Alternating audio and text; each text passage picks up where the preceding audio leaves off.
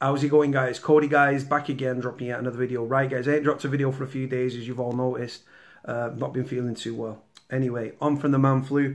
This is a story reference my old prison, Forest Bank. Surprise, surprise, I told you there's not a month that goes by where it's not in the news. This is the Manchester Evening News, and the headline reads, "The teenager caught red-handed stuffing cannabis into her boyfriend's trousers as she visited him at Forest Bank." Now, Forest Bank's a Cat B prison here in Salford, run by Sodexo Justice Services. Chantel Revy and her pal Shelby Parkinson, who helped, are very lucky not to have been locked up themselves. A teenager was caught red-handed stuffing cannabis into her boyfriend's trousers as she hugged him during a prison visit at Forest Bank. Chantel Revy, 19, was told by a judge she was very fortunate not to be locked up herself following a delay in the case being sent to court. Her pal Shelby Parkinson, who hugged David Hive to check the package was securely in his waistband, also avoided being sent down. Manchester Crown Court heard. Prison staff have been keeping a close eye on Revy and Parkinson during the visit last summer as they appeared to look nervous. Prosecutor Simon Barrett said they were seen on CCTV hugging Hives before being apprehended. The package was later found 14 wraps of cannabis, estimated to be worth around £1,350 in prison. That's prison, guys, right? Not on the street.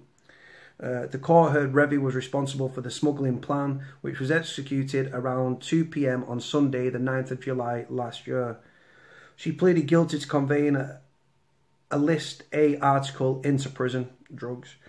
Parkinson pleaded guilty to assisting an offender. Prosecutors accepted her claim that she was not aware of the plot until she arrived with Revy at the prison, but said that she cooperated in making sure the concealed item was secure.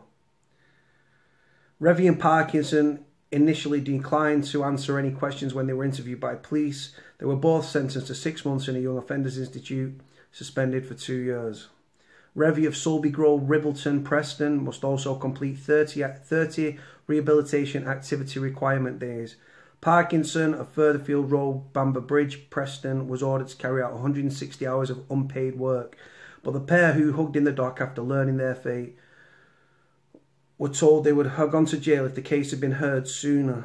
Sentencing Judge John Martin Walsh said there's been an inexplicable delay in bringing the case to court after the pair have been caught red-handed. The reason for the delay remains unclear.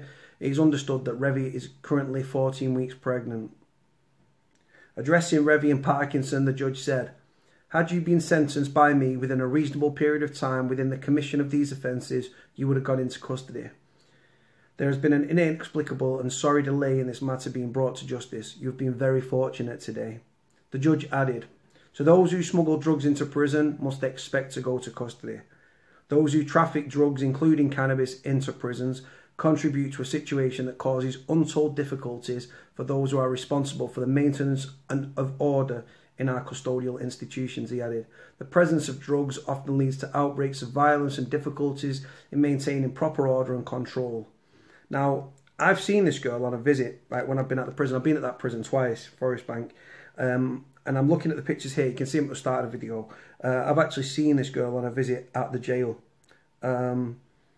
Like I say, I want to know from you guys, should she have gone to prison?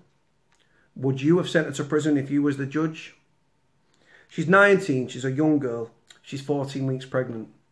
You've got to look. What would have been gained by sending her to prison? I mean, you've got to think as well, it's the street value, obviously, is like quadrupled and then some, depending on, like I say, the supply and demand once you get into the prison. Alleged to have had a prison value of £1,350. Now, her boyfriend, right, if her boyfriend really loved her, number one, he wouldn't have asked her to take drugs into prison, would he? Why would he risk her freedom if he loved her? Why would he put her in that position? Normally, what happens is dealers in prison, what they do, they'll get a spice head or a druggie that's on, obviously, an addict who owes them money and say, right, listen, I'm sick of you not fucking paying up, right? I'm going to ring my mate now on a mobile phone. You ring your bird. You tell your bird to go and meet my mate. My mate's going to hand her a load of drugs. Your missus better bring the fucking drugs in on a visit, right, and hand them over to you. You better get them back to the fucking wing and give them me, yeah, man. right? Or you're going to get levered, right? That's normally how it goes, right?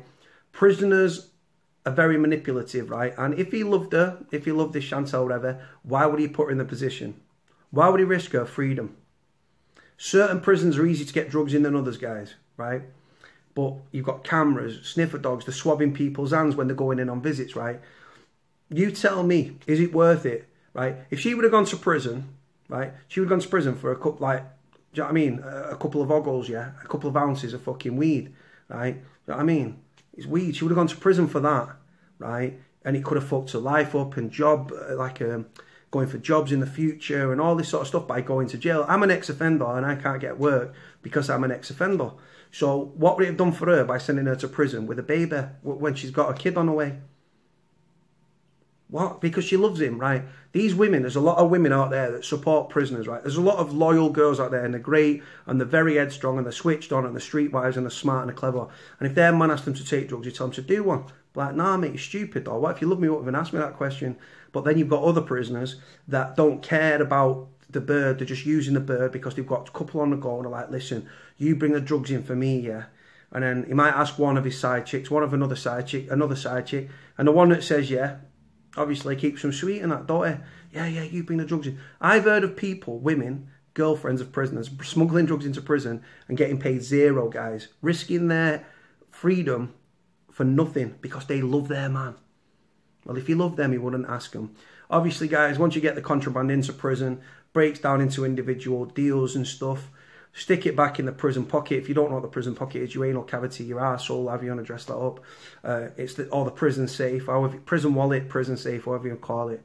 It's less likely to be found in your person than it is if someone spins your pad and it's in your padded. And because even though prisoners are ingenious at hiding things in a cell, right, there's only certain places you can hide certain things, and prisoners are very wise and very clever.